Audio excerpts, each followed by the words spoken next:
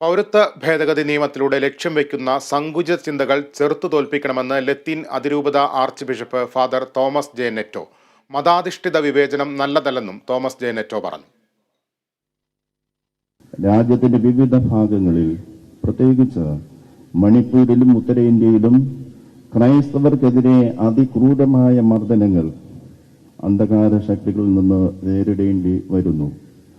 2014 147 അക്രമ സംഭവങ്ങൾ ക്രൈസ്തവർക്കെതിരെ ഇന്ത്യയിൽ നടന്നുവെങ്കിൽ 2023 അത് 687 ഉയർന്നുവന്ന് കണക്കുകൾ സൂചിപ്പിക്കുന്നു. ഫലപ്രദമായ ഇടപെടലുകൾ ഔദ്യോഗിക പക്ഷത്തു നിന്ന് ഇതിനെതിരെ ഉണ്ടാകുന്നില്ല. ഇവയ്ക്കെല്ലാം കാരണമായി തീരുന്ന ഛിദ്രശക്തികൾക്കെതിരെ നിലപാടുകൾ സ്വീകരിക്കേണ്ടതിന്റെ ആവശ്യകത ഇന്ന് നാം തിരിച്ചറിയണം.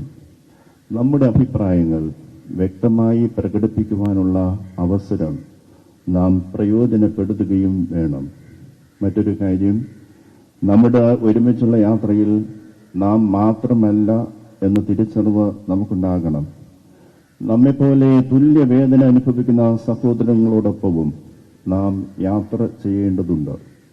പൗരത്വ നിയമ ഭേദഗതി പോലുള്ള നിയമനിർമ്മാണത്തിലൂടെ ലക്ഷ്യമിടുന്ന സങ്കുചിത ചിന്താഗതികളെ ചെറുത്ത് തോൽപ്പിക്കേണ്ടതായിട്ടുണ്ട്.